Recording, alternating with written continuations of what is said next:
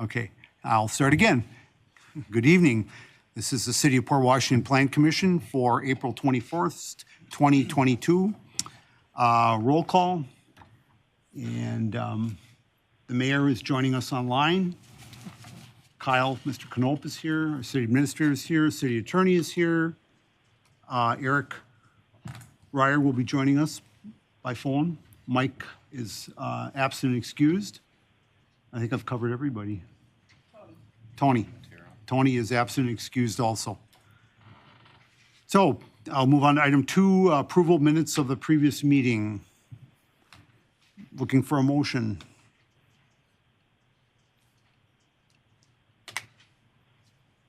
I'll move approval. Second. Any further discussion or comment? Any discussion or comment? Any discussion or comment? None being heard, all in favor? Aye. Aye. Motion carries.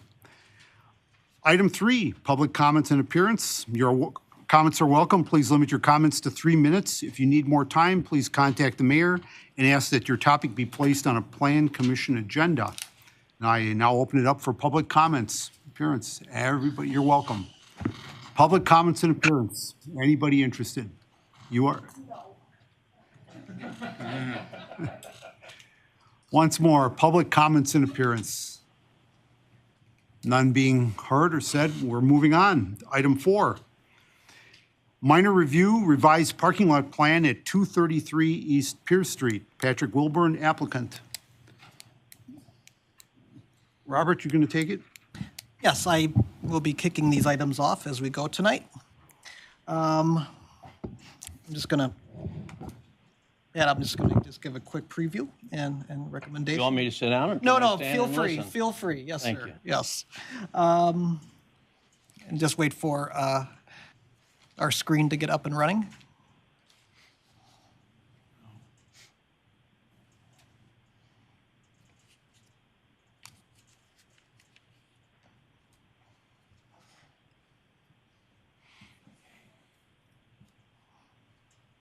There we go. Getting there.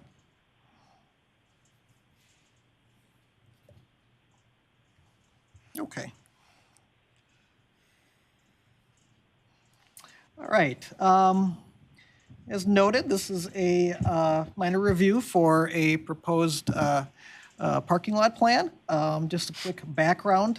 The applicant is proposing to expand his driveway west to the side of the existing two-car garage at fronts on East Washington Street.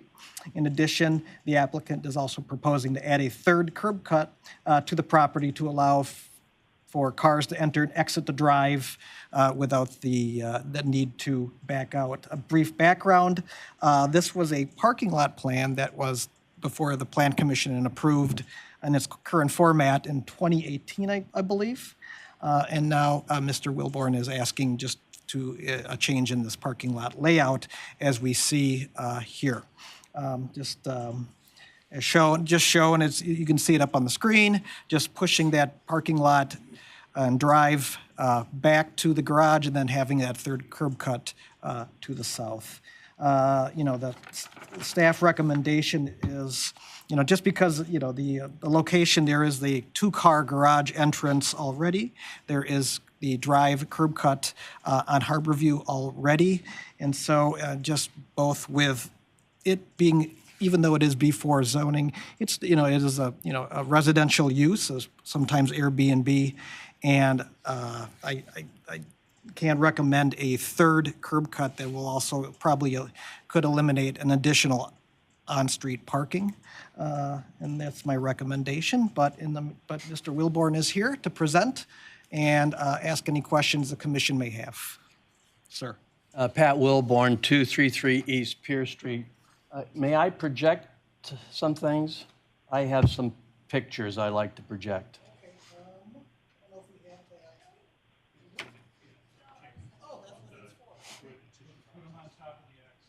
Right here? Yep. There you go.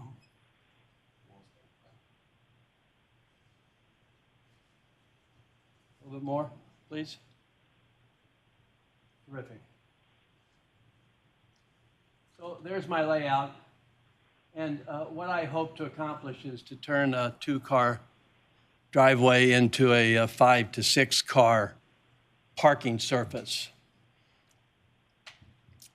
You can see on here that I've done a little measuring, and I've got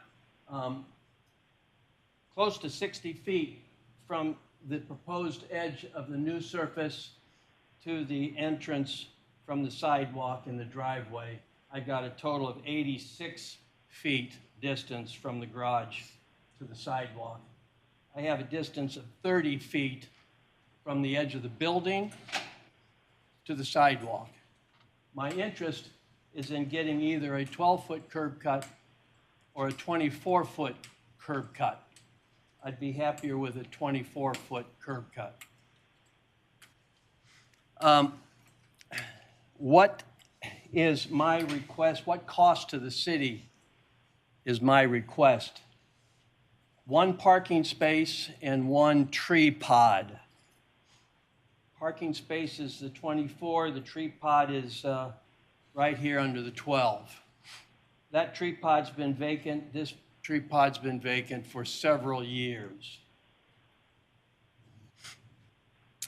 What I'm wanting to do is add 3 to 4 parking spaces to this site, which gives the city a relief of 3 to 4 parking spaces in this neighborhood at the cost of 1 parking space.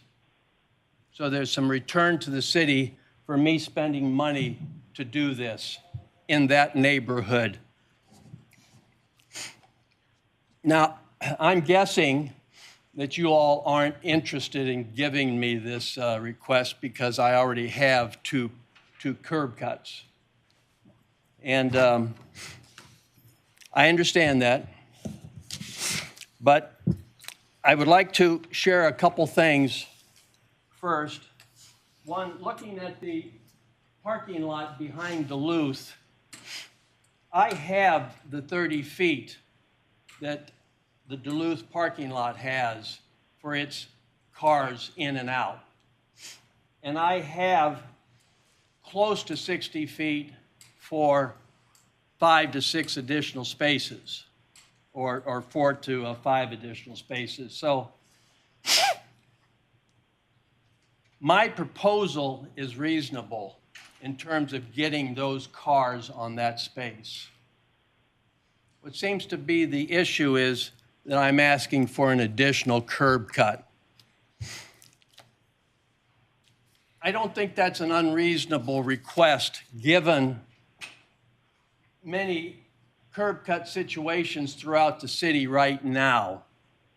Looking at the dry cleaner down here on the corner, their whole frontage is a curb cut, and you're not going to get a much busier spot in town than that, okay? They have a one-way in, one-way out, but really you can go in and out either way. Madcap C-Store up the street, they've got 4 curb cuts. And yeah, they're a commercial business, but I'm in a commercial zone, and I have approval from the state for 2 Airbnbs. So I'm generating income there as well. True Value, next door to Madcap. The equivalent of 4 curb cuts, 1 being part of Madcap. But they've got 3 on Wisconsin. The old Shopko store, 3 curb cuts with a 4th next door at the Pizza Hut. The nursing home, Heritage, 4 curb cuts. I agree, 2 of them have been eliminated. They used to be a circular drive. They're not using them, but they have 4 curb cuts. The old Pfeiffer garage, 3 curb cuts.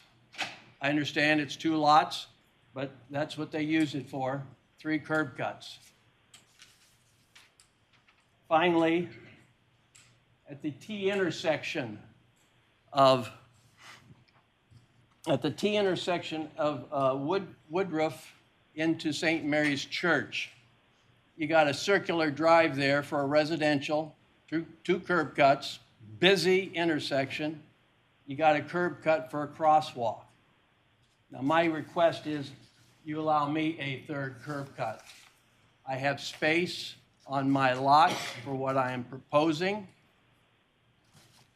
And the city wins with extra parking on my property as opposed to on the street. Thank you. Pat, while you're still up there, could you put that first drawing back on the table? The first one? My proposal. Yeah, your first, yeah.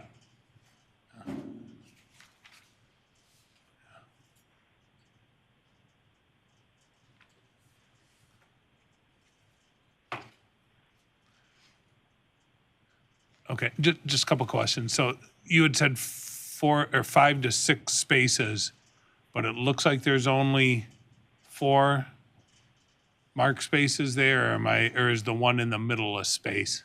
I'm not an architectural drafts person. Okay, I've got 56 feet there from the garage, the end of the new proposal, and the curb coming in.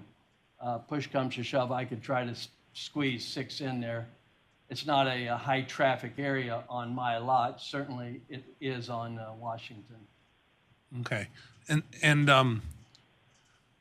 Bob, is there, in this zone, I'm sorry, I don't know the answer to this, does this zone have a setback for a parking lot, like a 10-foot vegetative buffer, or can you have? You go, okay, all right. Then my last question is, so I'm on our GIS, when I scale the dimensions north to south of the existing concrete, not the concrete you're proposing, but the existing concrete, I'm only getting 22 feet. And so an angled parking spot usually needs at least 18 feet in length. So that would only leave like 4 feet for like a drive aisle.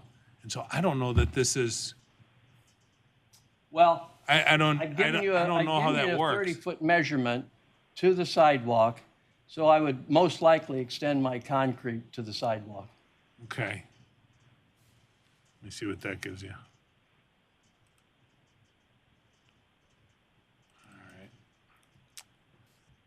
Okay, 27 and a half feet, give or take. Well, I have railroad ties there parallel to the solarium, so an automobile can pull in and extend over those railroad ties without hitting my building.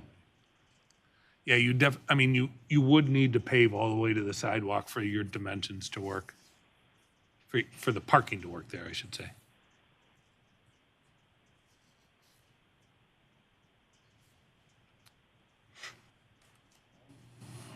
Mr. Wilborn, the garage on your site there, do you currently use that garage?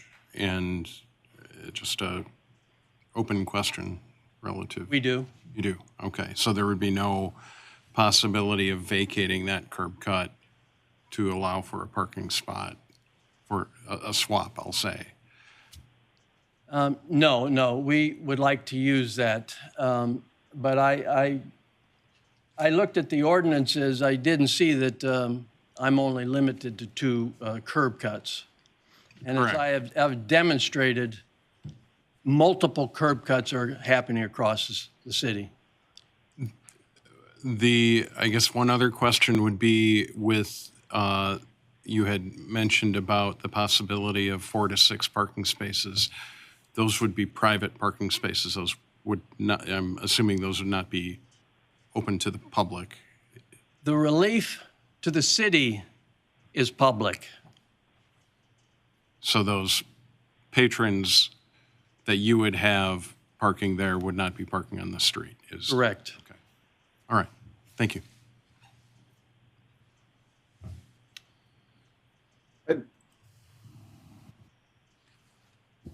Anybody else Blumeyer? online wants to speak? Yeah, it's Ted Knightsky. So or if there's not further discussion, I would make a motion.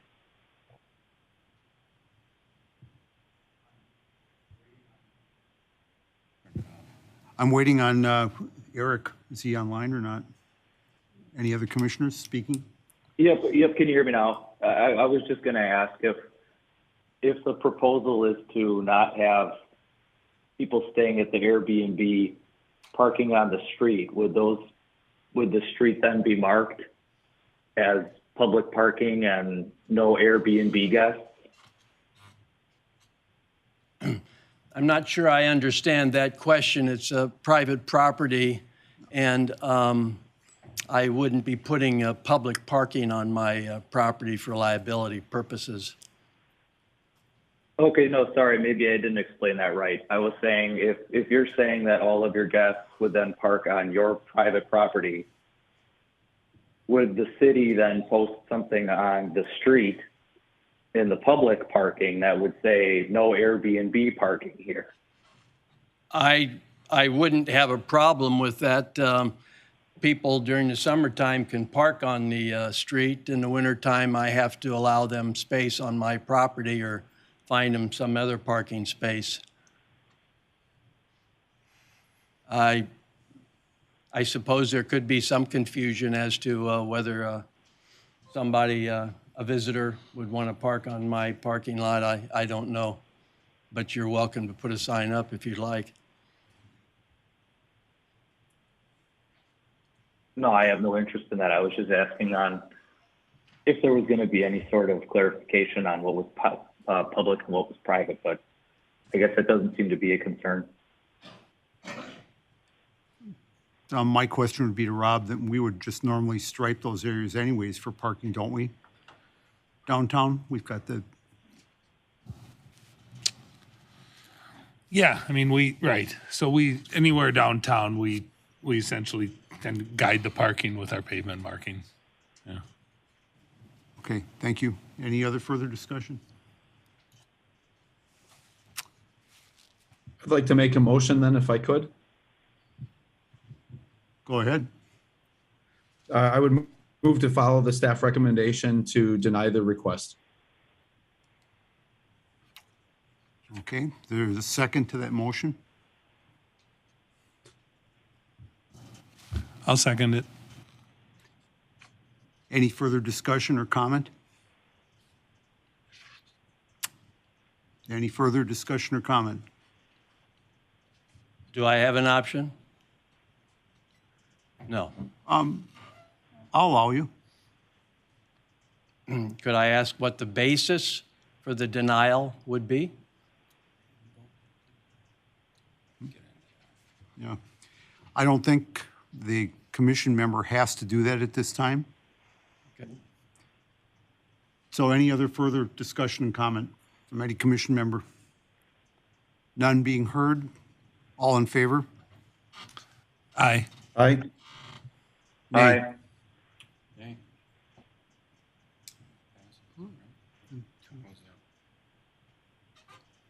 Again, 3-2. You against or? I would.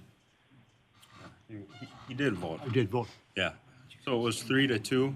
So Okay. 2 against or Knope I think and Newmeyer. I will do a roll call, commissioners. Commissioner Knoll, Nay. Mayor Knightsky, Yes. Commissioner Ryer. Aye. What do you say? Aye. Aye. Commissioner Vanderhoven? Aye. Aye. Commissioner Newmeyer, nay. Passes 3-2. It passes 3-2. It's denied. 3-2.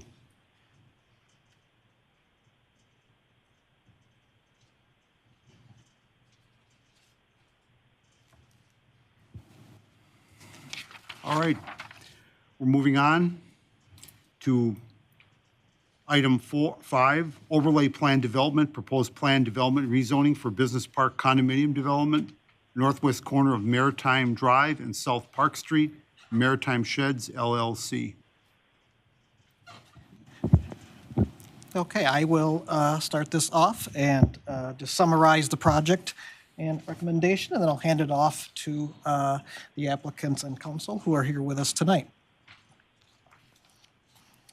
And so the project before you is a request to apply an overlay plan development, OPD zoning overlay, to a vacant approximately 5-acre parcel located at the northwest corner of South Park Street and Maritime Drive. The purpose for the OPD would be to allow for the construction of 23 building units between 3,000 and 5,500 square feet in sizes for varying uses and businesses. This item first appeared before the commission in its January of 22 meeting. The Plan Commission recommended to deny that application. Real quick, the zoning is I-2 Industrial Park, and then the site plan, as in your report and up on the screen, it's the general site plan proposed. It would contain 23 building units, again, between 3 and 5,500 square feet, connected with interior drives with access both on South Park Street and also Maritime Drive. Each building unit would have a dedicated parking and space to access an overhead door. And the perimeter of the project, it would contain landscape screening and room for stormwater detention. Just to refresh what's before the commission tonight, the recommendation, any recommendation by the Plan Commission is the form of a recommendation to the Common Council for the requested OPD zoning. And after a review of the project and general plan, any approval of such plans at the OPD may be conditioned on a later submittal of a more detailed building and site plan. But again, this request is before you is a request for the overlay plan development OPD zoning in the form of a recommendation to the Common Council. Just analysis, getting into the site plan, just, you know, there's several issues and concerns identified. This is, you know, the majority of the proposed uses, they're comprised of various warehousing, boat repair, and recreational, along with some manufacturing and fabrication. Combined with the shown sizes between 3 and 5,500 square feet, it's a this mini warehouse style. It kind of implies, you know, smaller employment uses, but then taking that use and then multiplying it, you know, by up to 23 such units. The I-2 Industrial Park, it's intended for larger scale manufacturers and industrial operations, you know, by virtue both of its minimum lot size given and the recent enactment of 11,000 square foot minimum warehouse ordinance. And so along with that intent of I-2, examples include, you know, what are the anchor tenants in the industrial park, such as KMC at 100,000 square feet, construction firms of 100,000 square feet, the Manitowoc Crane Building, 85,000 square feet, you know, even Charter Wire at 31,000 square feet. The application, with its proposed smaller sizes and arrangement, it's more reflective of the mini storage units adjacent to the industrial park in the town of Port, you know, comprised of, you know, I think it's about 10 or 12, approximately 6,000 square foot storage sheds or self-storage units. As such, if granted, the OPD zoning being requested would mirror this town development pattern rather than the intended use of the I-2 Industrial Park. When one thinks, you know, when one thinks of an industrial park, I think, and uses within it, you know, I think one, as like staff thinks that, you know, manufacturing, such as those anchor tenants, you know, come to mind rather than the series of an arrangement of the warehouse, mini warehouse uses.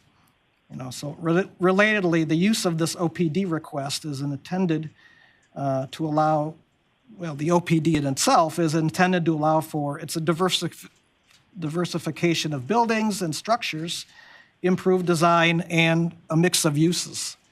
The proposal does not demonstrate this diversification of design, structure, or uses based on the proposed uses listed in the application and the general building as an example shown in your packet.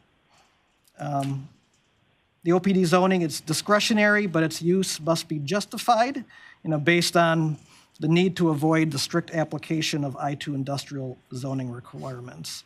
And lastly, the most recent land use language included in the comp plan update, it sets forth various industrial strategies. Two of them include, a focus on job density and not exclusively of warehousing.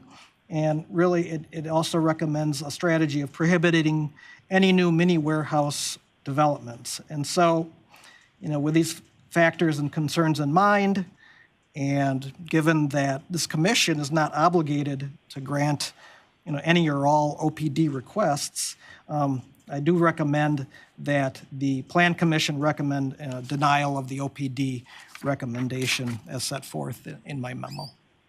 But with that, I'll turn that over to the applicants, and they can make their presentation and answer any questions the commission may have. Thank you. I want to introduce myself. I'm James Danaher. I'm an attorney with the Schlamer Law Firm in West Bend. I'm here representing the applicant, Maritime Sheds LLC. With me is Scott Brettel. He's able to answer any specific questions you have about his plan. I'm here to address, I hope in your packet for tonight you received my response to what was a letter from the city attorney sort of outlining for Mr. Brettel and Maritime the staff's position as to why they would not recommend favorably this request. And so you're all intelligent people. I'm not going to reread that to you, but I do want to highlight some very important aspects that, frankly, we just simply disagree with city staff.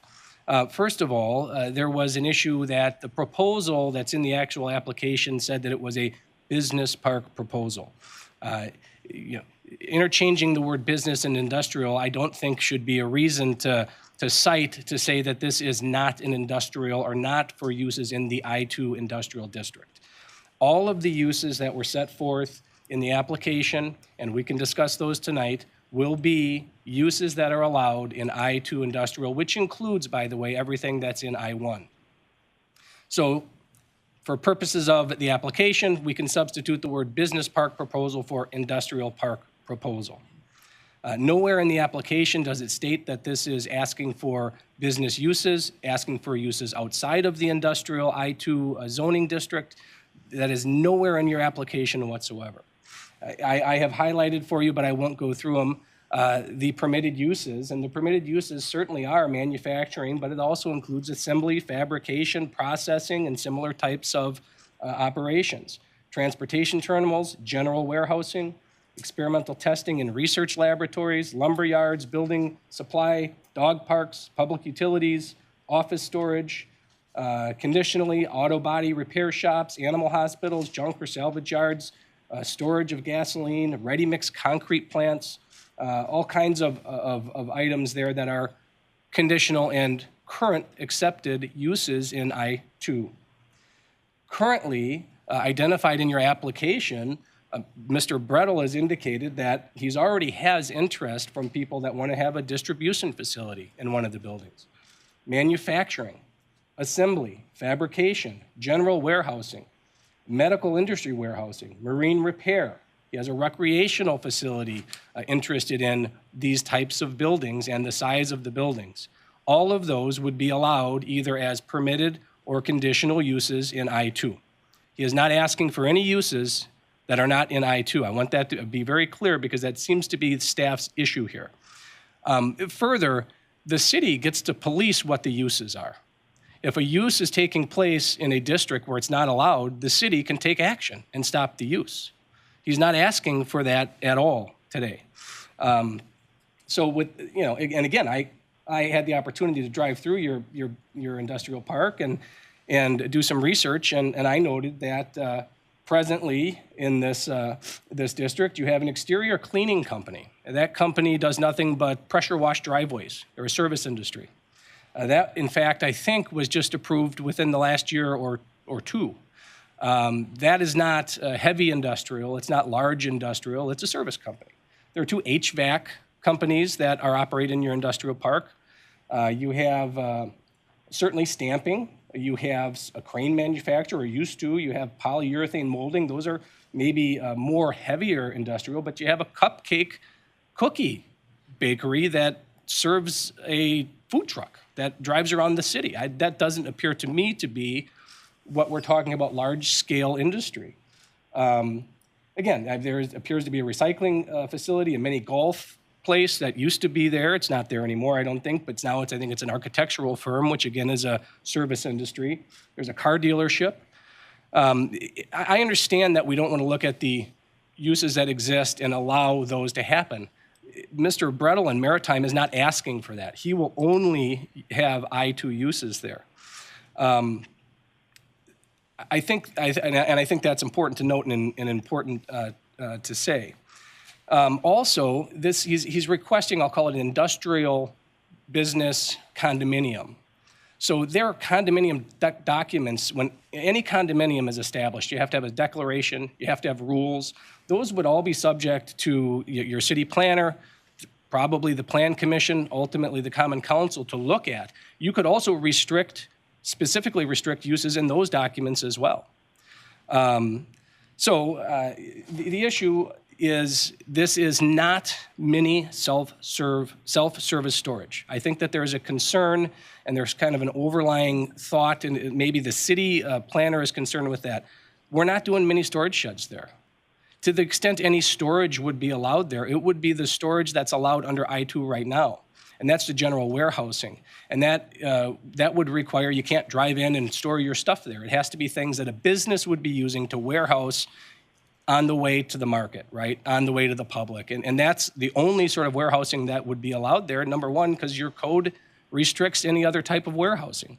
With respect to the 11,000 square foot minimum in the ordinance that just passed, that our position is, and certainly we might have a disagreement with the city attorney, our position is that that wouldn't apply here. So to the extent there was any warehousing that is allowed under the warehousing in I-2, the 11,000 minimum square footage would not apply because when this application was filed, that regulation ordinance was not in place, right? And so once it's the ordinance that is in place when the application is filed, and I spell that out. That's more of a legal argument, but I want to let the Plan Commission know that to the extent any warehousing took place, it would be compliant with I-2.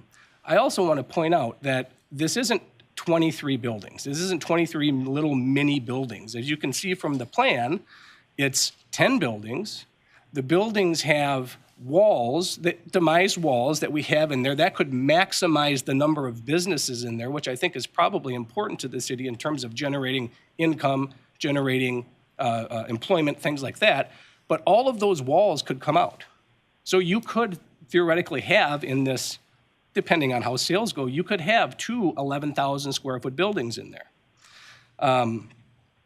The other issue is this large scale, large industrial. And I looked through your ordinance.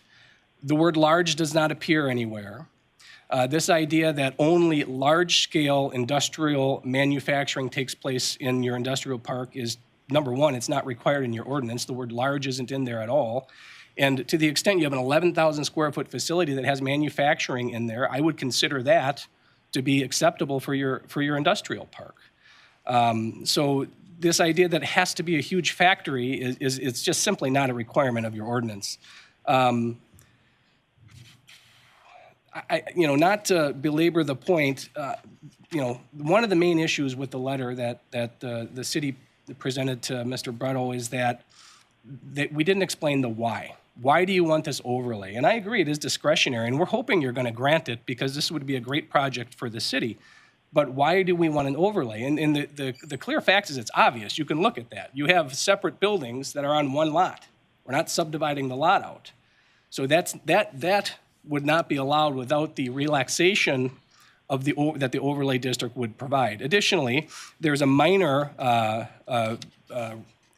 issue there. It has the size of the lot needs the size of the square footage needs to be at least 40% of the size of the lot. Here we're at 37.1%. So that again would be one issue in the ordinance that they could say, look, there's not enough square footage here, but there's 87,000 square feet of usable space here. I think I can't remember what the quote was on the other big facility you have there, but it wasn't that much more than 87,000 square feet of square footage that's going to be used for industrial uses in the city. So that being said, I will let Mr. Brettel explain to you what he thinks the positive impact will be for this project on the city in terms of the type of uses, the type of business, how he's seen this in other areas of the state and other areas of the country that people are interested in, having their own place that they would own. None of these are rentals, right? These are owned, and they have their business there, and that business can grow. And if the business grows and thrives, they look for a bigger building. So I don't want to speak to that. You've done the research and you understand that. But with respect to the uses, I just wanted to stop that this is going to be mini storage. It's not. And it's not mini warehousing. It's just not. The uses will all be industrial. And I think that it complies with your statute. Certainly we're asking for a little discretion to give us the overlay to get, to allow the buildings on one lot and to allow that minor variation from the square footage of the usable feet versus the lot size. So if you have, and after, if you have any questions of me, I'll be happy to answer them. One of the big benefits to the city is we're taking a vacant lot that the city collects $3,300 a year on in taxes and putting on a $6 to $8 million development, and that would bring the city approximately $100,000 to $150,000 in taxes without using any additional services from the city. We're not asking for TIF money. We're not asking for a loan from the city. We just want to develop this project. And certainly, if there are any questions as to what's allowable use in the I-2 or I-1, any questions as to these types of facilities, you see the design is in the application. They're very nice design. They were, one of the things that I guess I should point out, because the planner did indicate that this is discretionary with, to grant this overlay district, but we've gone through your ordinance and the basis for approval of this, we've addressed it in my memo, and, he'll start construction immediately. They've got funding for this, and these are the things that you have to consider when thinking about should we approve this overlay. Funding's in place, construction will start doggone near immediately upon approval. He's going to self-finance it. I shouldn't say he. The company will self-finance it with their owners. They all also have financing in case they would need it for additional costs of building. They've got that already in place. Again, all the uses will comply with the I-2 zoning. Theoretically, 23 new businesses, 23 smaller businesses, but 10 larger businesses could be here. He's gone through and indicated that he's got a very successful and reputable engineering firm, Climb Engineering, as well as a very reputable general contractor who they've already engaged to do the work, so you wouldn't have any issues with that. Additionally, in the industrial developments, you're supposed to also look at, are these going to be rented or not rented? Is this going to cause problems with traffic? He's explained all of that, and we've explained that in the memo. The other thing that he does point out is there aren't any buildings such as this, with this capacity and this flexibility, anywhere in Ozaukee County. So this would be a new revolutionary type of industrial development for the city, which I think is exciting as well. And then, again, issues with parking or traffic, knowing where that street is and how the drive comes around, and any parking, it's clearly parking is addressed here, and there wouldn't be any, I don't believe there'd be any significant increase in traffic. This is the industrial park. You're not going to compete with people trying to get to the store or something like that. So all of those issues that you need to consider when reviewing overlay zoning, I think we've addressed. But certainly any questions you have for me, hopefully you have some for Mr. Brettel, we'd be happy to answer them. Any discussion? I'm sorry, Mr. Attorney? I do have comments. I don't know if commissioners have any questions of the applicant and Yeah, I've got a couple of questions. First would be for Bob, for the Park Street Business Barns, that project that's just north of here. What, can you just refresh the committee's memory, especially those who weren't a part of it at the time of approval? What was the process of that moving forward to allow that? Was there an OPD for that? There was an OPD for that, for largely the setback relief. Setback relief for each of the individual buildings on that parcel? Yeah, it's a similar arrangement in this, but in that case, it was for setbacks on the perimeter property line. Okay. And I don't want to interrupt, it just respectfully, I neglected to mention that is my understanding, that's in the industrial district as well. Correct. I just want to point that out, that it's in the industrial district as well and has been allowed and permitted. Question for Mr. Brettel. With what you're showing right now is what we'll call a concept plan, correct? So if you had a user who, say, needed, we'll go up to 20,000 square feet, you could potentially not just take the demising walls out of those buildings. You could potentially co-join some of those buildings in the center area, correct? Yes. This is just part of an idea of if you had to individualize it, you have 10 buildings here, but that could be one large building in the middle if somebody needed that size space, correct? Yes. Okay.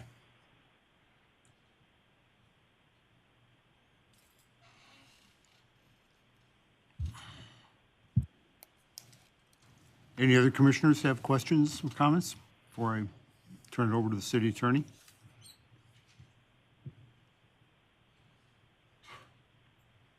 Commissioner Ryer, anything?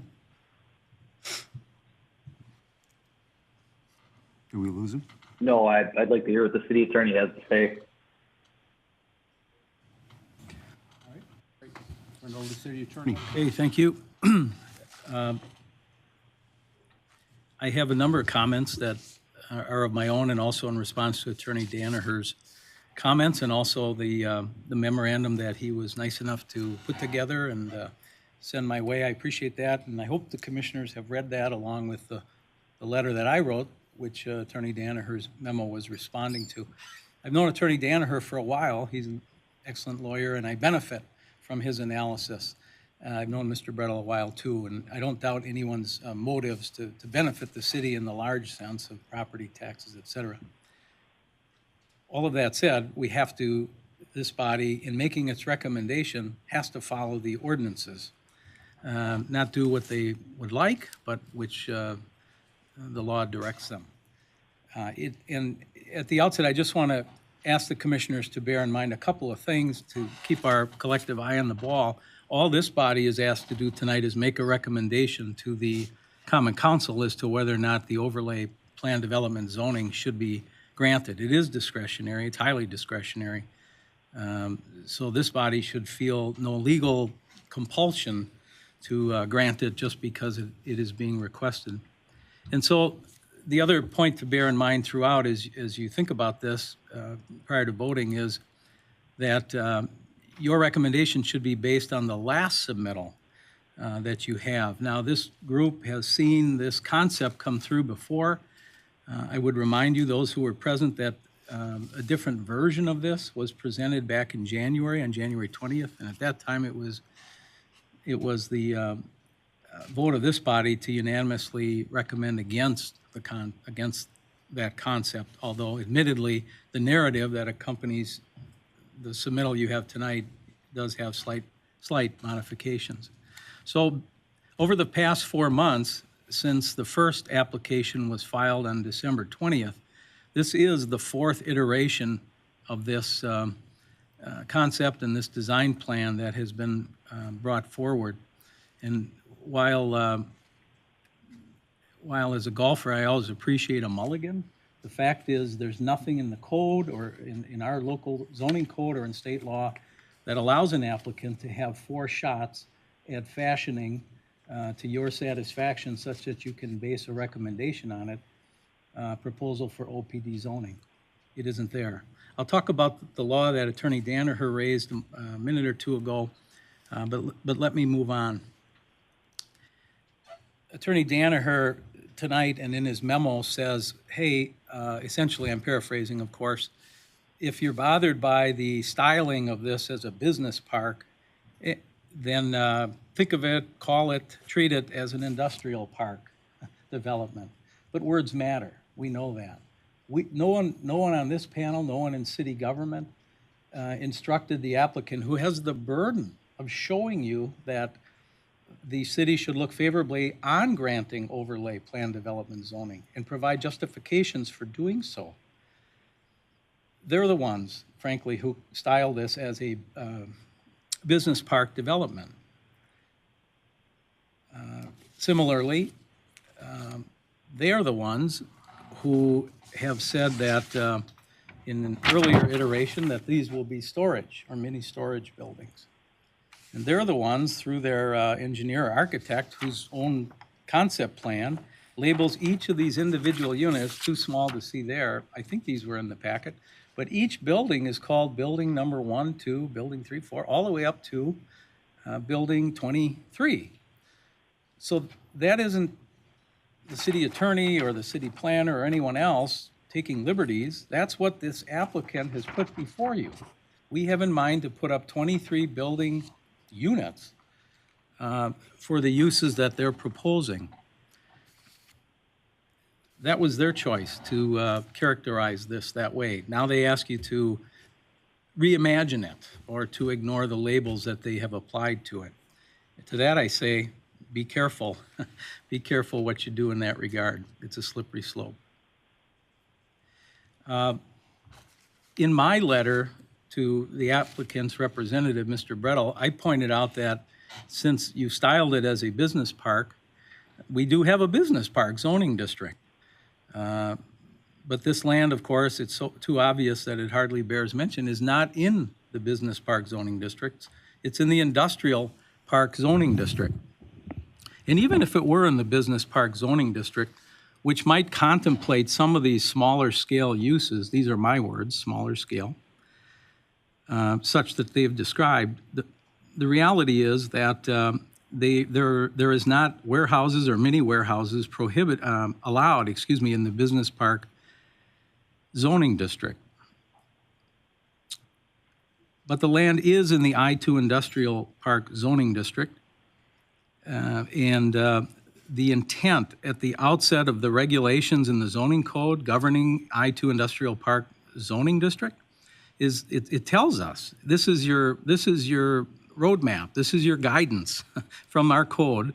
It's primarily intended for manufacturing or industrial operations compatible with the surrounding area. Unfortunately, our zoning code doesn't define specifically what is manufacturing or what are industrial operations.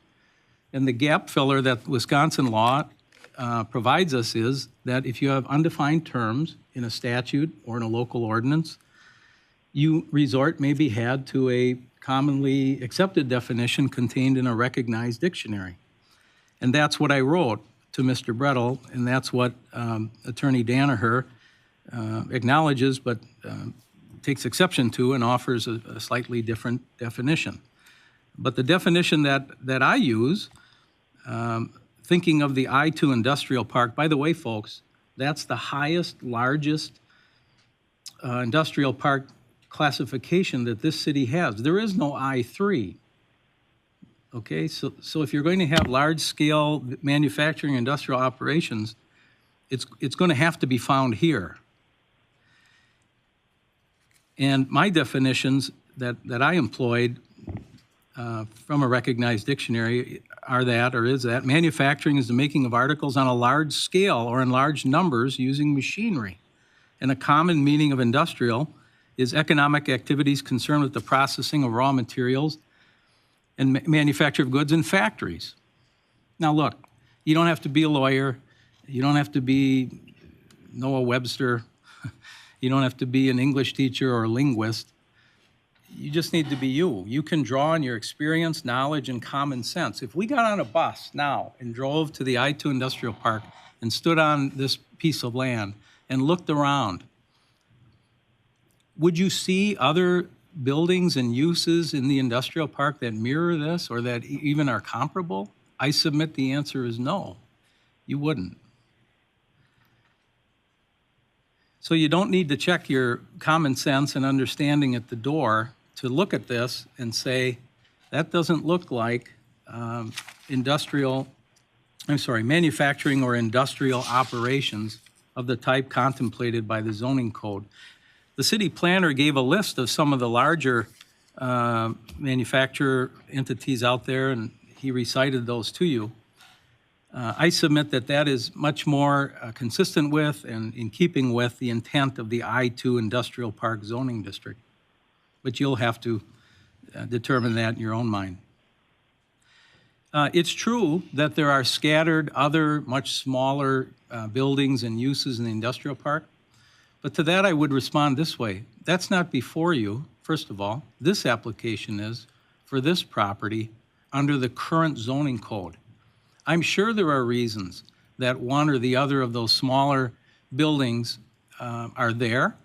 And, but this is not a process where we analyze and re-examine all of the decision-making that went into that, all of the facts and factors. It just isn't. And so what you have to consider and weigh in on by your vote is whether the proposed 23 buildings on a 5.37 acre site that the applicant characterizes as used for general warehousing and related uses does or does not comport with our zoning code. And I want to talk about the law for a minute. I'm sorry, this is the boring part. And about this, Attorney Danaher and I disagree, and I respect his view.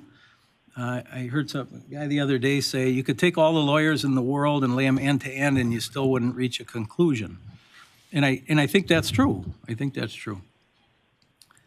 And reasonable men can differ. However, about the 4 iterations of this application that have been made since December, we're just about 4 months out from the first one filed on December 20th, or rather that's within a day of today's date. And I won't go through each one, but they metamorphosized. They mention initially storage and different numbers of buildings. The applicant changed, their owner's name changed. They didn't include, in my opinion, an adequate narrative or even a concept drawing initially. They talked about in the second iteration at the end of last year, December 30th is when the second one was filed, that the intended use, among others, was to store larger tools, equipment, and products not needed for everyday jobs. That doesn't sound like manufacturing or industrial operations to me. It just doesn't. And then something significant legally happened, which you should listen to and be aware of and factor in. On January 7th of this year, after the second of the 4 applications had been filed, the Common Council adopted an ordinance that said that for purposes of buildings used for warehousing in the I-2 Industrial District, they must be at least 11,000 square feet in area. And I submit to you that the reason for that was in part this and other potential developments like this that the council was concerned were inappropriate and did not fit or weren't consistent with the I-2 Industrial Park intent. And so that ordinance was adopted and took effect on January 7th. Why is that important to this case? This is where lawyers can disagree. Attorney Danner a few minutes ago said, hey, there's a law, and there is a statute, that says that in the case of developments, that the applicant is entitled to have the local laws and ordinances applied that were in effect on the date of the application was filed. And to say it that way, and that simply, as Attorney Danaher did in his memo, is true. But unfortunately, what's not included in that is the rest of the statute.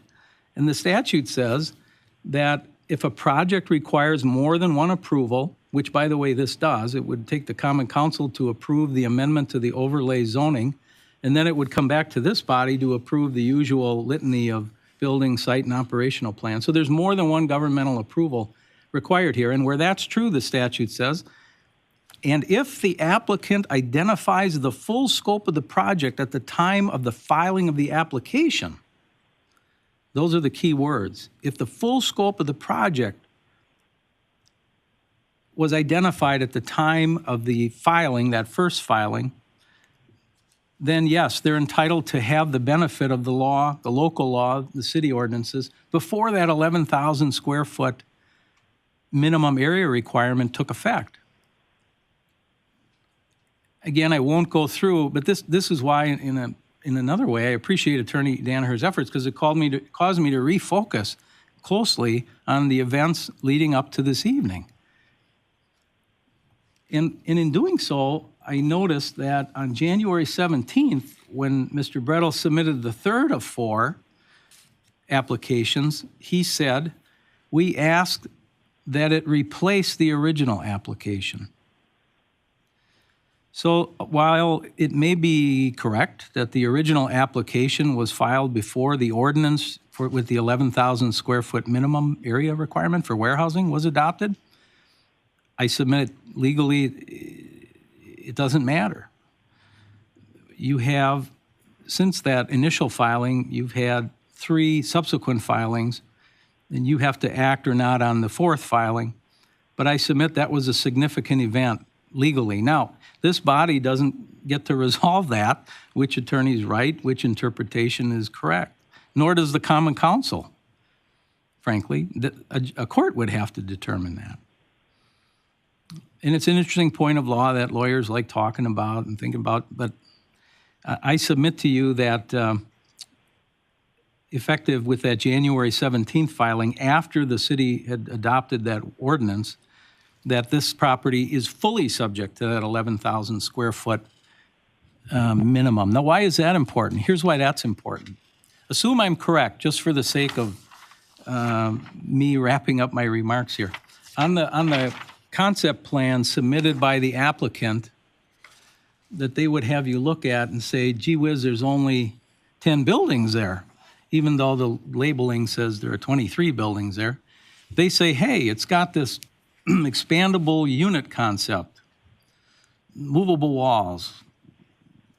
It'll be bigger or smaller depending upon the needs of a buyer. Well, we don't know who they are either. There's been a lot in all 4 of these submittals. There's been references to 8 businesses that are lined up and on deck, but we don't know what type of business or who they are. Just that supposedly there are. But here's the problem. Here's the problem. Of these 23 buildings, there are only 2 that if the wall was taken out or not constructed in the first place, that each of the 5,500 square foot 2 units in the aggregate would be 11,000. That's the only 2 of the 23 building units that when they're combined would even reach the 11,000 square foot minimum. None of the 21 of the 23 other building units would not. And of course, all of that presupposes, ladies and gentlemen, that these walls would be removed, that these units would be expanded. There's nothing to require that occur, even as to the 2 largest units, which together, absent of dividing wall, sure, we can do the math, that would equal 11,000. But even in that instance, there's no requirement that occur. So for myself, I'm not persuaded by that. Attorney Danaher, among his remarks here tonight, said that, well, if you look favorably on this and the Common Council does, the city can police this. Those were his words. You can police this. If you're concerned that other uses other than those which are proposed and which would similarly be inconsistent with other industrial park uses would be going on, you can police that. My question for the applicant and council and for all of you to ponder is how? How would you know? This is the building. There's one tiny window. It's like it's smaller, well, I don't know, it's not to scale. It's like the drive-through window at McDonald's. How would you possibly know what uses are going on once you've approved this and they're built and they're sold or occupied? How would you know? You need a warrant, a legal warrant to enter private property, and you have to show cause for doing it. I don't think that is the sort of assurance that should drive your vote or you to look favorably in terms of making a recommendation on this proposal.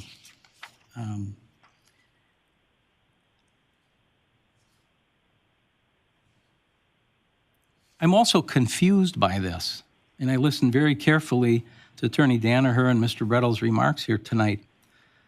Maybe you caught this. On the one hand, we have 4 applications to sort of try to cobble this thing together to knock off the rough edges and get it to where you or the Common Council might look favorably on this.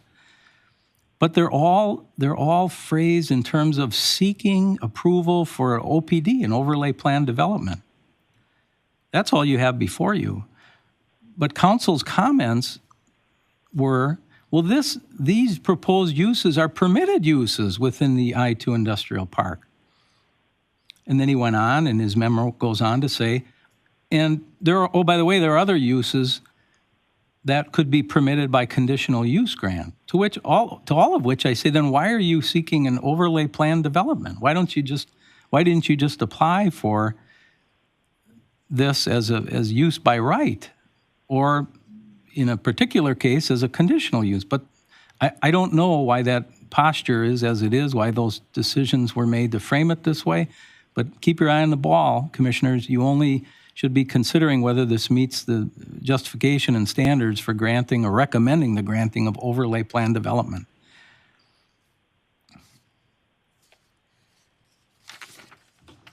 I'm just about finished. Thank you for your indulgence.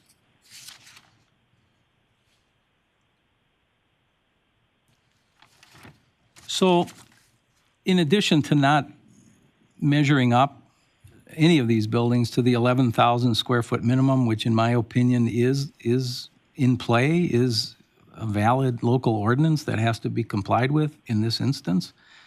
I think a big concern, just to end, is, has the applicant made a showing why an overlay plan development rezoning, because that's really what you're doing. You're recommending a rezoning when you recommend an overlay.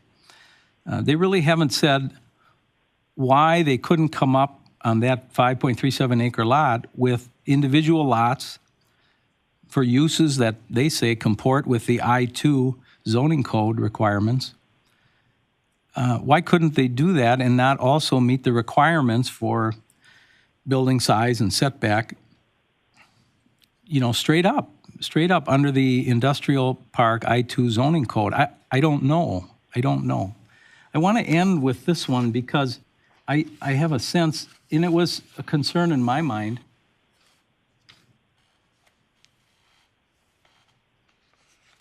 about a similar, what I'll call mini storage units, sheds, that were approved north. I think Commissioner Knoop said, hey, what about the ones to the north there on Park? That's fair. There they are. How did that come about? Was that granted overlay plan development reason? Yes, it was. So I looked at that. I looked at how that came about. And I'll just touch on that quickly, but I will suggest to you, broadly speaking, that was unto itself.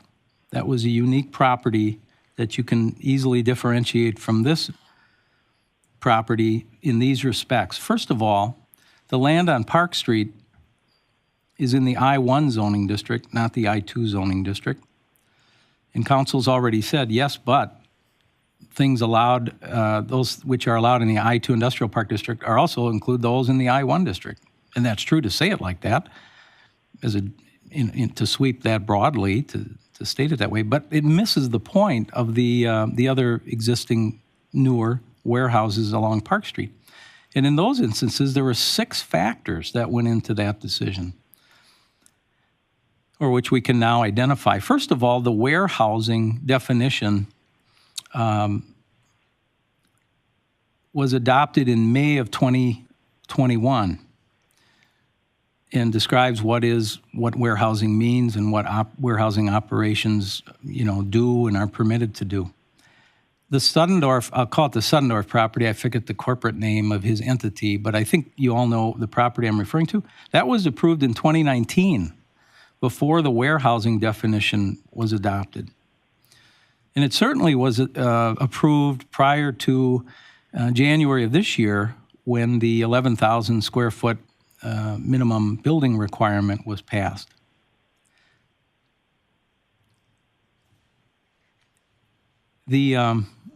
In the case of the other existing mini storage warehouses, as I will just refer to them,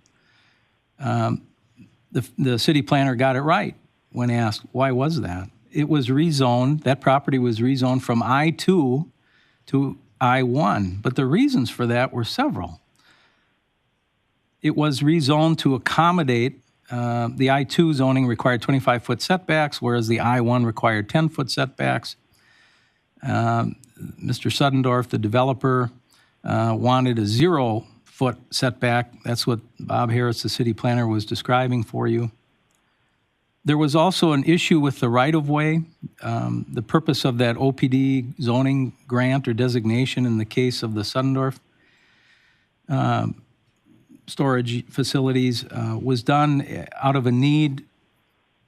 There was a need regarding the 80-foot right-of-way to accommodate South Park Street as part of the redevelopment of that site. By the way, that was a brownfield site, which automatically differentiates it from this pristine, bare, just crying out for development site. It was unique in that sense. So, and there was no current right-of-way dedication for the segment of the road that went by the other mini storage warehouses. So, in addition, the land which is part of that Suddendorf parcel on the other side of Park Street to the east was already zoned I-1. So there was a desire to have the two zoning classifications sync up, if you will, or coincide to both be I-1. So for all of those reasons, none of which exist here, the applicant hasn't even said why he needs relief from setback or side yard, at least not to my mind clearly. They just, frankly, and I'll leave it here for all of you, there just hasn't been an explanation of why OPD development rezoning is justified for this site, in addition to the other reasons that I've talked to you about. Thank you. If I could, and I won't take up much more of your time, I just would like to reply. I too have a ton of respect for the city attorney. I've known him for a long time, known his firm. Unfortunately, there are very few things that he and I agree about today. I can tell you, it appears to me that all of the arguments being put forth by city staff, including the city attorney, are putting the cart before the horse. We are here asking for overlay district, and there is a simple reason why. We need multiple buildings on one lot.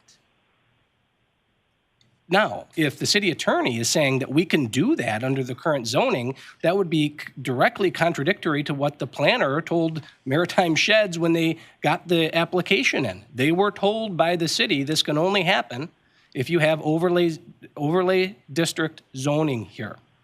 That's all we're asking for. To get into the uses and what isn't allowed and what is allowed, that's the next step, which you clearly can dictate uses, and my client has indicated that those uses will only be industrial. To take the position that because my client put the word business on the proposal that's in the application, meaning that he intended uses to be business, just completely ignores the entire application that he filed.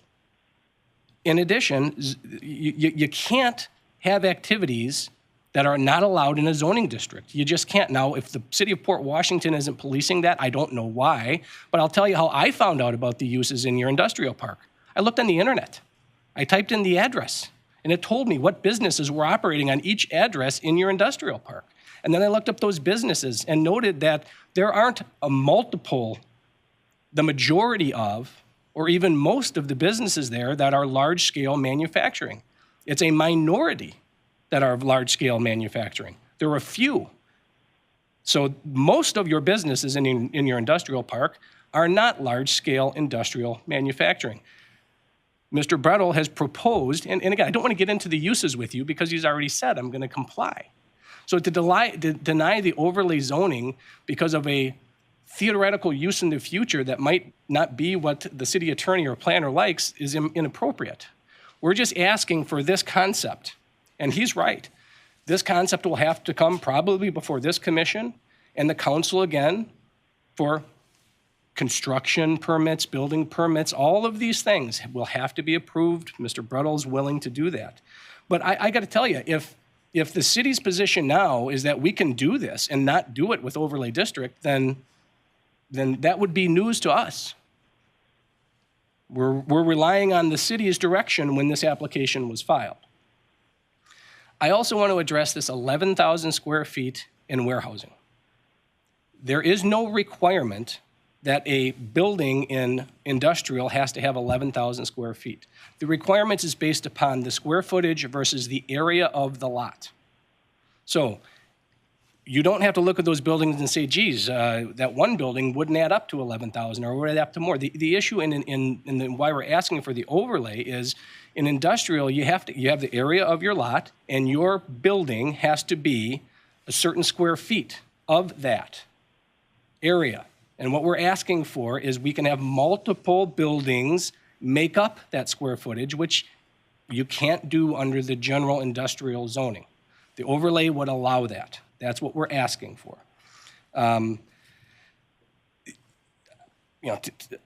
The comments from the city attorney, he must be looking at a different industrial park than I drove through and that I've observed. Okay, I mean, I observed one of the properties there. There were 6 buildings on the property, and they were small. So I don't think that this would disturb your business, your industrial park. And I'm sorry, I said industrial park. I don't think it would disturb it at all. I don't think it would look bad. I think it would maximize the use of that lot.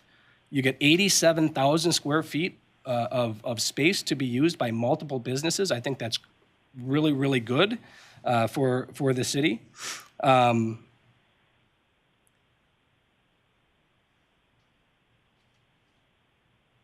I don't have anything further unless Mr. Brettel, you'd like to respond, but.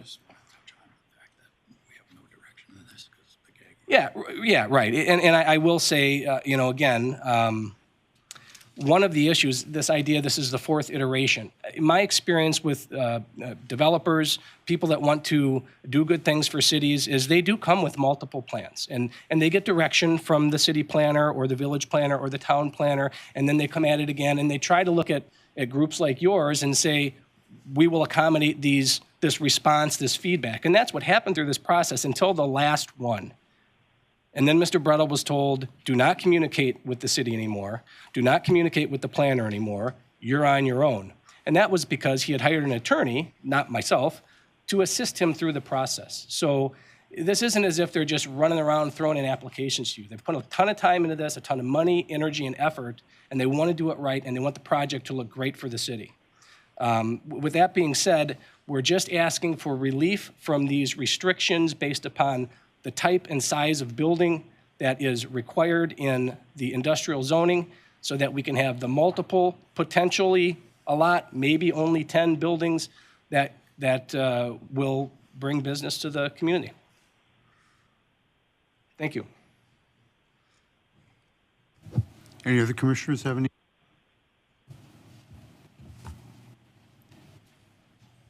Yes, just writing some notes.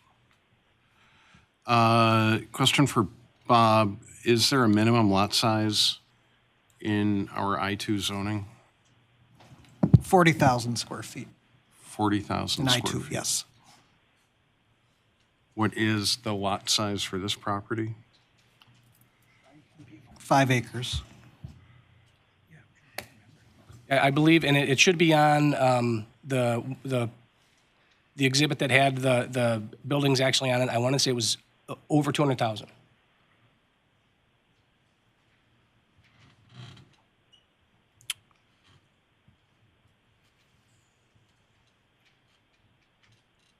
So that would, okay. So if I understand everything correctly, with what the city attorney was stating and our I-2 zoning, I just want confirmation that this property could potentially be subdivided, and that would limit that to 5 individual lots, correct? I think it's that, 40,000 minimum divided by 5 acres. Which I did the math, and it's 5. All right. So there is that possibility that could happen, and that would then not require the need for an overlay plan district, correct? Well, yeah, if you're just using the base zoning, yeah, you won't need an OPD.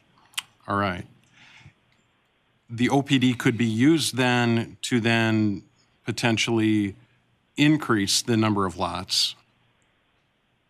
Is that a fair?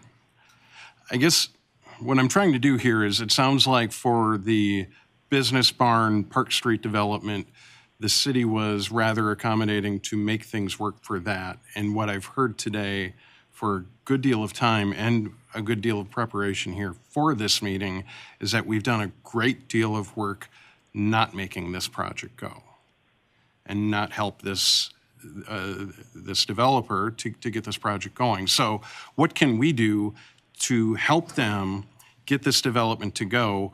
Or are we just looking to preserve this property, which when I drove over there prior to the meeting is quite honestly a little bit of a troublesome lot, because there has to be at least, I think, 10 feet of grade change from east to west.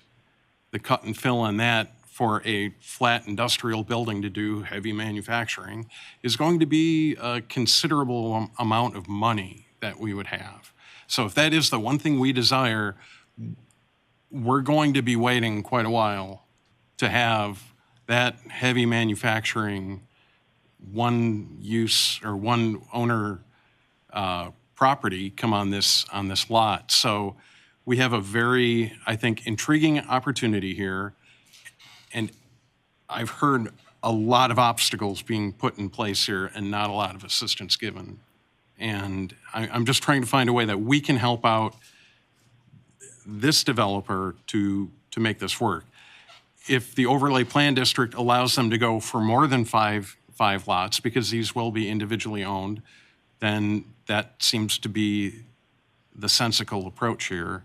If we can't get it rezoned to I-1, which was what I heard was sort of the linchpin for the Business Barn development. If I'm incorrect in any of those assumptions, I would appreciate somebody to correct me.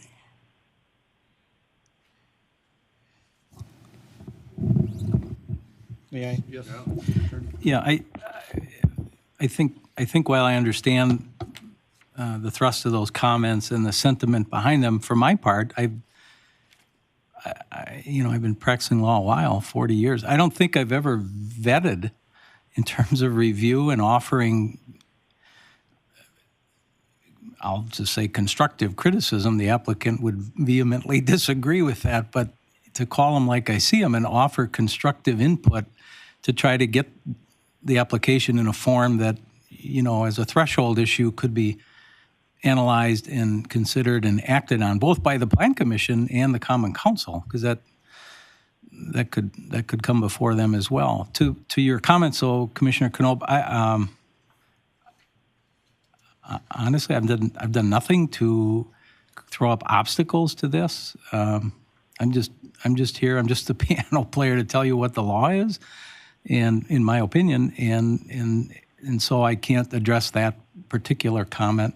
I would caution the commissioners that this isn't tonight sort of a brainstorming session about how to make this result in a better outcome. You have to consider what is before you, take into consideration the arguments of the attorneys and what you have looked at and thought about. So it doesn't, with all due respect, it doesn't lend itself to like a reformulation of this that for tonight might, get over the finish line. So, and I say that with respect. And I appreciate those comments, Attorney Eberhardt. And I think my major issue on the obstacle that we've had here is the fact that in our zoning ordinances, we really don't have a definition for commercial condominium, do we? So we've used all of these other terms and definitions and words that are in our ordinance, which we have applicants coming in attempting to build commercial condominiums, but they can't use the word commercial condominium because we don't have that definition. So they've used every other word in our ordinances to do so. And then we've gone at those words individually to pick that apart to say why this is an invalid application. So I recognize that tonight this is just a review for an overlay plan district in order to make this work, a recommendation for an overlay plan district to the Common Council. But I think one thing this city needs to do is recognize that the commercial condominium is something that is here. It is coming. This will not be the last applicant that comes in here. We've done a great deal of effort, and it was said earlier that we had to adjust the warehouse definition with a square footage because now that limits any kind of development like this because we don't have a commercial condominium definition to apply to that, so we have to use the word warehousing. I think we need to do a better job of allowing this kind of development anywhere in the city because it may not just be a greenfield site. We could have a commercial condominium take over the Simplicity building, the Bullens building, any of these. It doesn't have to be a greenfield site. It could be an existing building that gets subdivided as a condominium complex on the commercial side. So I'm a little disappointed in just the amount of effort that had to go through to come to this point of the request for the applicant for the overlay plan district, all because we don't have a proper definition in our ordinances to allow them to submit. Mr. Chairman. Yes, Mr. City Attorney. Yes, I'd just like to briefly respond. I don't know, Bob, do you know? I don't think there is a definition of commercial condominium per se in our code, so that might be a good fertile source of future action by the council. But I can assure Commissioner Knoop that at no time in any conversation or session that we had to review these applications did the form of ownership, that being condominium, was that ever discussed or put forth or any consideration at all. In fact, it'd be illegal to do that, frankly. So we were very careful to avoid that. And I can say that in any contacts, communications I've had across the board with city staff, just for the record. Thank you, Mr. City Attorney. Any other any discussion by committee members? I just need clarification on the condominium. Please do. Point there. You're saying that there was never any discussion on this project about a condominium? There was no discussion that I was a party to or am aware of where the form of the ownership, being condominium units, was considered at all with respect to this project. None that I'm aware of. And just for point of clarification, it's in on the first page of the park proposal and on the second page as well. I mean, it specifically talks about business condominiums. That was the whole plan. In your client's application? Yeah. Sure, yeah, it's there. I'm not saying I never saw the word. Okay. I was trying to respond to the commissioner's concern that somehow the form of ownership being condominium was a consideration by staff. It absolutely was not. I saw how it was depicted and described. Thank you. Any other comments by committee? None being heard, I would be looking for a motion then.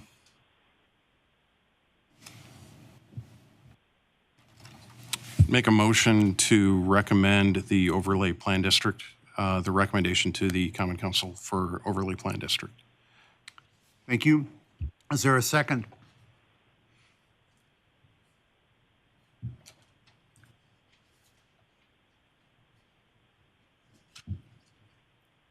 Second for the motion.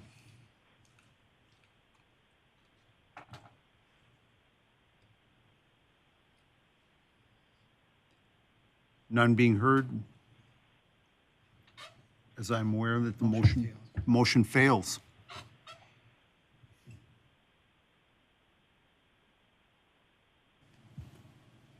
Fails, discussion is done. You can call for a new motion. I can call, yes, I'm sorry, we can call for a new motion. Does anybody else want to make a different motion?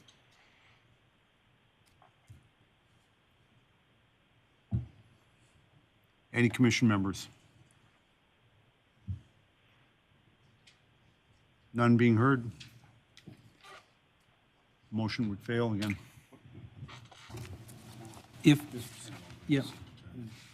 So if there's no other motion, and the obvious contrary motion would be to recommend the approval of the OPD to the council, then if the applicant chooses to have it submitted to the council, go forth with no recommendation at all. We would ask that. Thank you. They'd be forwarded to the council.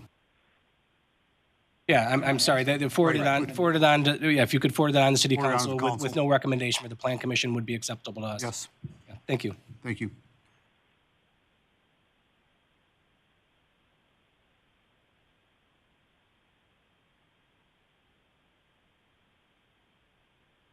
I'm sorry. Item 6, amended site plan for proposed mixed-use development, 305 East Washington Street, TBF Development LLC applicant. Mr. City Planner. Okay, this is an amended site plan for the proposed mixed-use commercial development at 435 North Lake Street. If the commission may recall, this was originally in front of the commission back in January, but due to an error in the site plan submitted, there needed to be a corrected site plan to go with the project. And it's March, and there was discussion about, at the time, the developer's agreement, the original one, had the setbacks on the southwest and west portion of the building.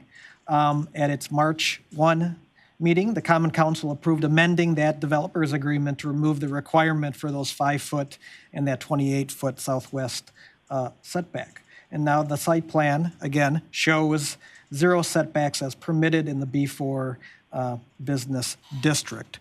And so what we're looking for here is a site plan for this development, for this North Slope development.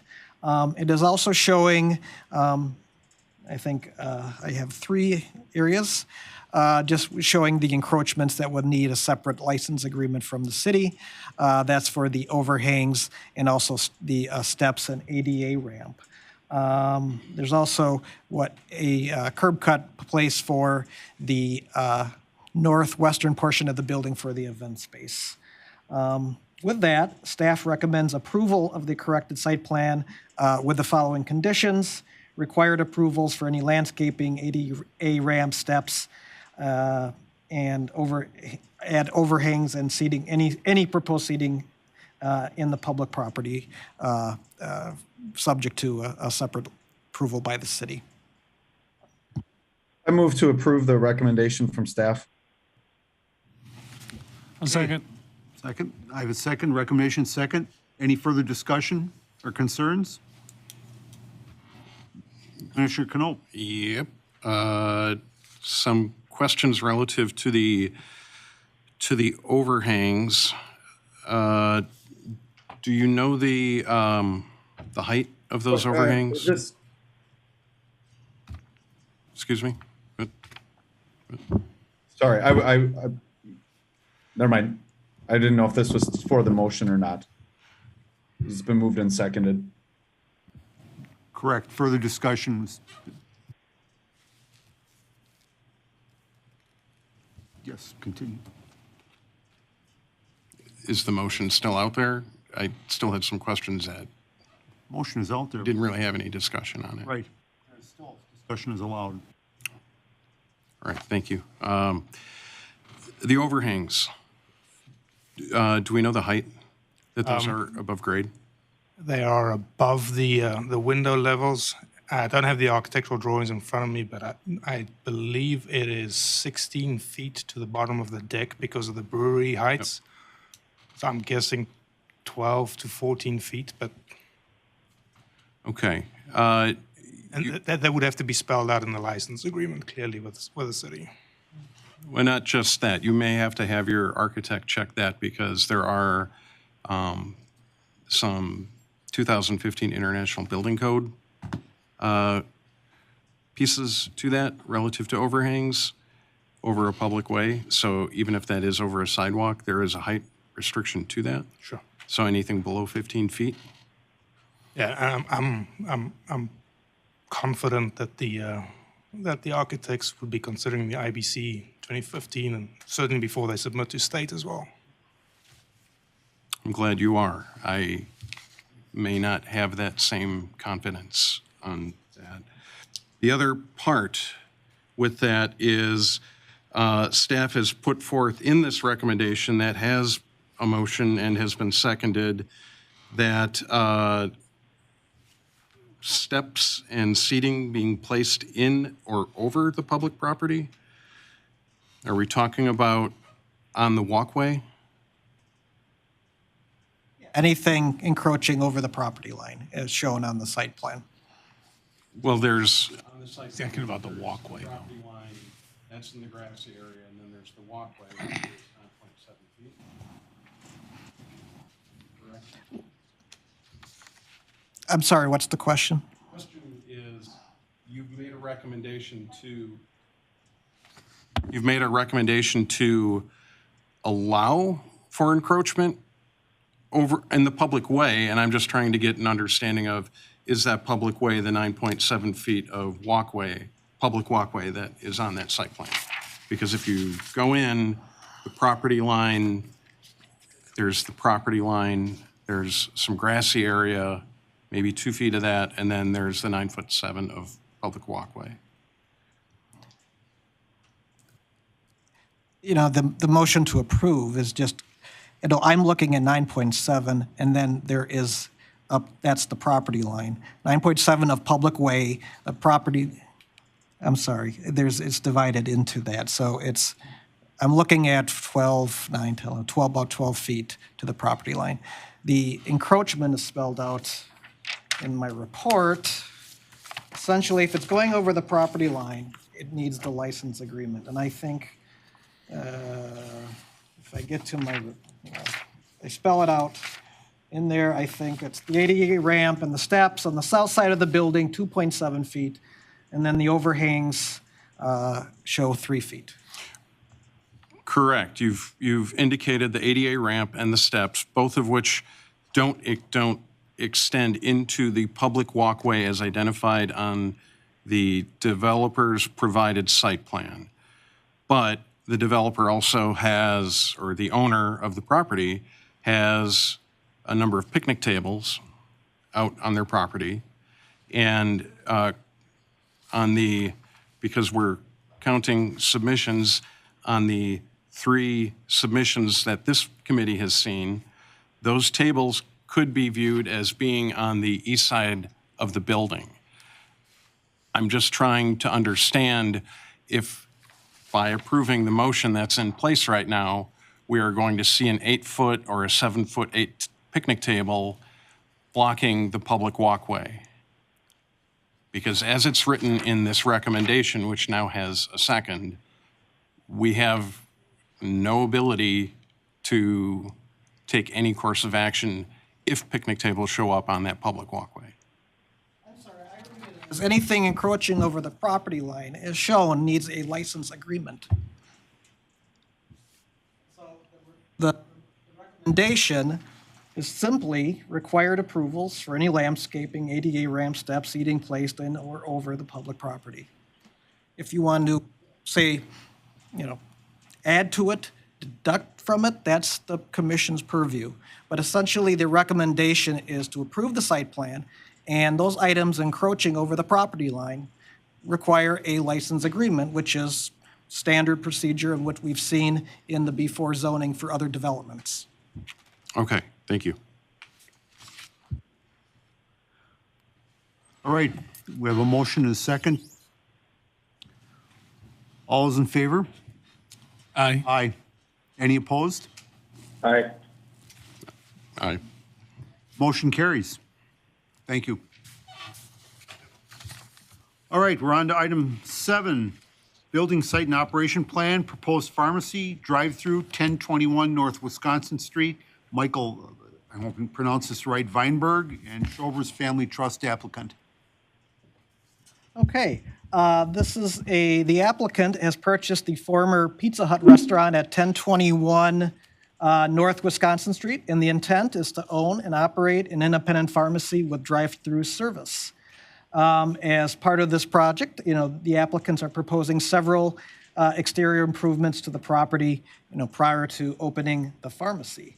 Those exterior changes include the removal of the Pizza Hut peak, installation of a drive-through pull-up window on the south side of the building, removal of the front landscaping that's there in place now, and also just minor repairs and exterior painting.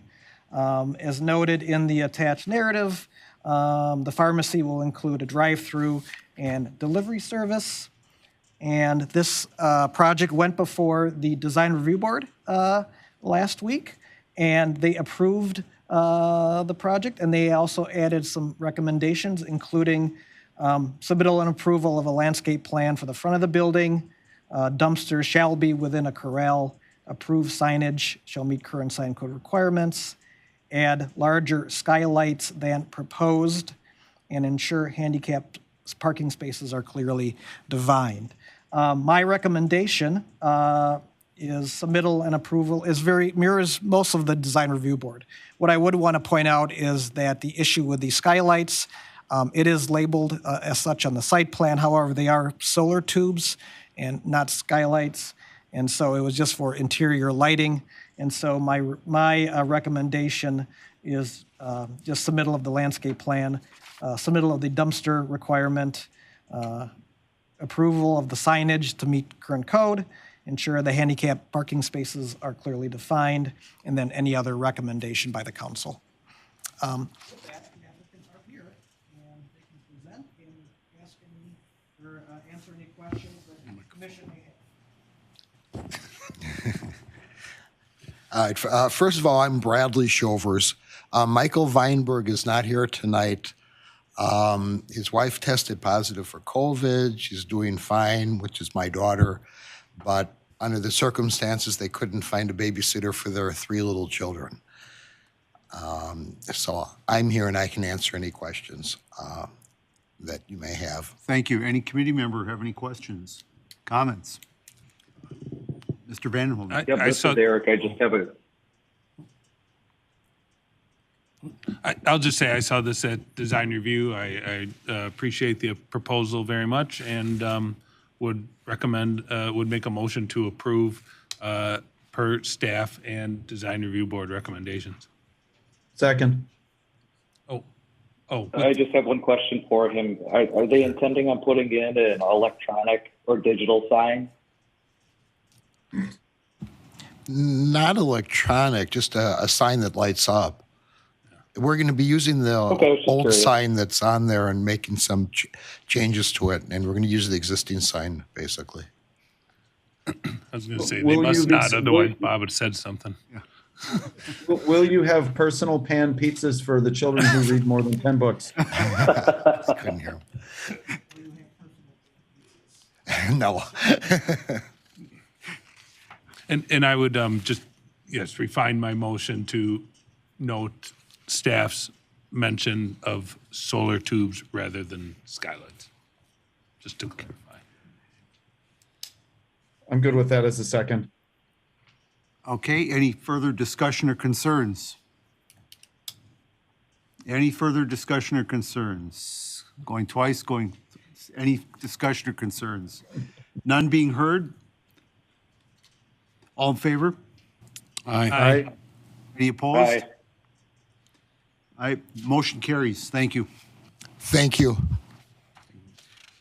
Moving on to item 8, minor review, use of review of proposed landscaping irrigation company, 548 South Park Street, Donald and Linda Westby, Irrevocable Trust, Steve Brown, Outdoor Accents, applicants. Okay. Thank you. We can almost take these next two items together. They would each, obviously they need separate motions and approvals, but because they share the same site, I thought I'd add that. But nevertheless, the project presented here, the applicants are planning to occupy an existing light industrial building located at 548 South Park Street. Specifically, Outdoor Accents would occupy approximately 5,000 square feet of the western portion of the building. And the site occupies a block of properties currently zone I-1. The most current user of the property was a fastener supplier and distribution business. And the property is adjacent to an electrical contractor to the north and a liquid waste hauler to the south. The applicants are not planning any exterior modifications or to the site. This is a use, swapping out uses as per what, and the plan, in the I-1 zoning, I think requires plan commission approval for such uses. No changes are planned to the parking lot either. And so with that, staff's recommend is simply approval. Thank you. Any questions by committee members for the applicants? Move to approve. I'll second. Commissioner Ryer's second, okay. Any further discussion and comment? Any further discussion and comment? Any further discussion and comment? None being heard, all in favor? Aye. Aye. Any opposed? Aye. None? Motion carries. Thank you. On to item 10, certified survey map, proposed land division at 599. I would, there is one more, it's Oh, yeah, I'm it's a sorry. I have a companion. minor review. Item 9, my mistake. Use review of proposed wood flooring company, 548 South Park Street, Donald and Linda Westby and Irrevocable Trust, Jesse Kopp, Evolving Wood Floors applicant. So as it's, I want to call it the companion to this, is the Evolving Wood Floors would occupy the western portion of the building and use the existing site and parking as noted in the diagram in the blue. Again, similarly to the previous item, no exterior changes to the site or building plan. This is a use approval, and with that, staff recommends approval. Any questions from the committee? I'll move to approve staff recommendation. Okay, we have a motion. I have a second. Second by Commissioner Knopp. Any further discussion or comment? Any further discussion or comment? Once more, any other further discussion, comment? None being heard. All in favor? Aye. Aye. Aye. Any opposed? None? Motion carries. Thank you. Just want to thank them for bringing their business to the city of Port Washington. Thank you, Cops. And Kyle. All right, now we're on to item 10. Certified survey map, proposed land division at 599 South Division Street. Michael and Laurel Spies, applicants. Okay. The applicant is the owner of the subject property and is also the developer of the subdivision, Terraces at Mineral Springs, in which the subject property is located and identified as Lot 10 here on the map. The proposed lot configuration is shown is also on the attached CSM, and just due to the unique site conditions we see here, both with the easements and just the wetlands, that's the configuration as shown. I think the applicant is proposing to construct two single-family homes on each. And with that, staff recommends approval of the CSM to divide the property from one lot into two. And the applicant is here in case you have any questions or clarifications. Any questions by the committee members? If not, I'd be looking for a motion. Move to approve. Motion by Commissioner Knopp, seconded by Mayor Knightsky. Any further discussion or comment? Any other further discussion and comment? Any other further discussion and comment? None being heard, all in favor? Aye. Aye. Any opposed? None? Motion carries. Thank you.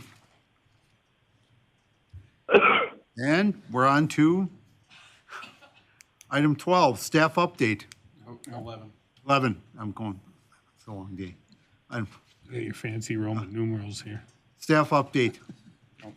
Certified, no, oh, this one again, I'm sorry. Maybe I'm screwing it up. I don't know. Mayor Knightsky, you're going to be in trouble when you get back. Certified survey map, proposed land division, 511 South Division Street, Michael and Laurel Spees applicants. Again, similarly to the previous CSM, the applicant, this is adjacent to that, well, almost adjacent to that lot, and they're proposing to take 511 as it is now and divide it into two lots, again, for the construction of single-family homes. Again, just because of the unusual site conditions, the lot configuration is shown as such, but still meeting the RM1 lot requirements. And then the CSM is proposed or shown to you, and staff recommends approval. Any questions by the committee members for the applicant? The motion, who made it? Did somebody make a motion on our, I Sure. did, Eric. I said I move to approve. Commissioner Ryer, commission to approve? Do I have a second? Second. Second by Commissioner Knopp. Any further discussion and comment? None being heard, all in favor? Aye. Aye. Any opposed? Aye. None? Motion carries. Thank you.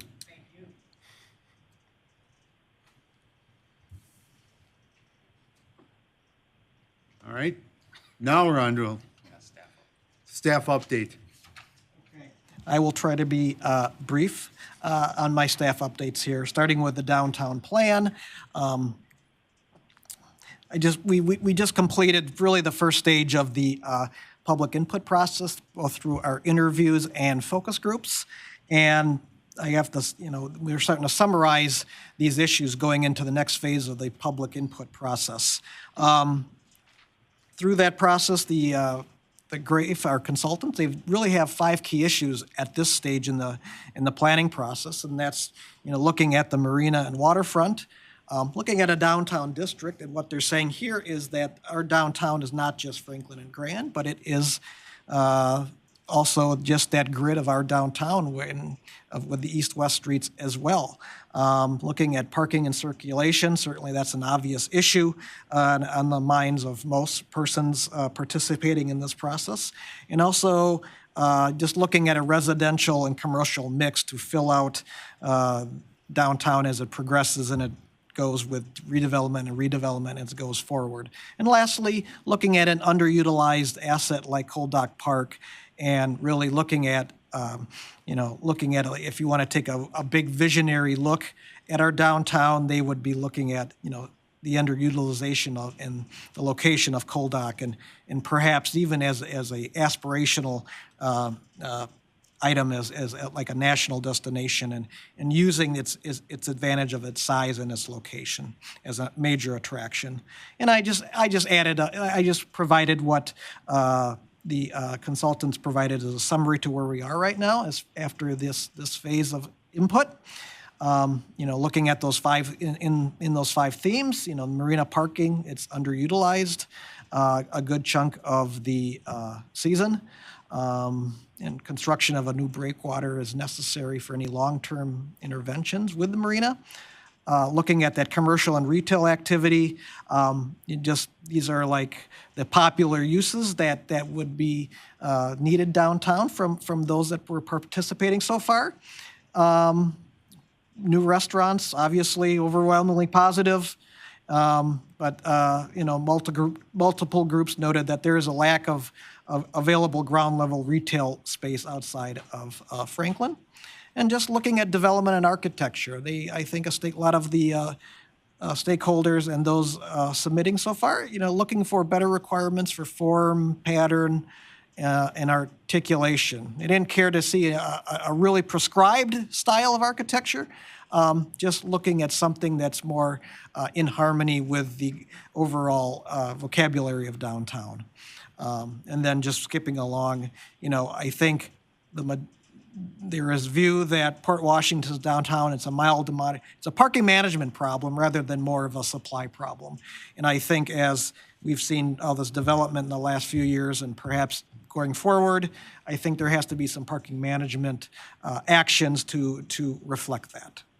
And that's just an update on the downtown plan, where we are right now and where we are with what we've heard. Going forward, May 18th is the first of our 2 planned public workshops. And that will just try to get a community-wide input, jumping off of what we see here and trying to get more refinement to where we end up with a final version of a plan, its recommendations, and just kind of the graphics that accompany that. And so there'll be a save the date blast starting to go out tomorrow. And that's where we are with the downtown plan. And then lastly, just more Plan Commission application process. We touched on it at the last meeting with the building and site plan. And we'll continue that with the suite of menu options in our Plan Commission applications. And really what we're looking at, I hope I have it here for you all, but looking at, looking at now conditional uses and rezonings and just trying to seek more clarity to this. And so, for example, what we'll be seeing now is, pretty much the process being spelled out, and then the, almost like there'd be a checklist of items that we need, and then that's just going forward with all the remaining applications. And so we have the process spelled out, who and what and when, and then also using the, just finally getting a checklist in place, and then putting all that up on our new website. And as I said this earlier, and as what the city administrator said, using our new website as like a virtual city hall, and try to get this as automated as possible for persons to see when the application is submitted, what you need, and where to submit it and how. And so just trying to codify that and make that more clear rather than me or staff, doing this individually on its own. Just try to get to automatic pilot as much as we can.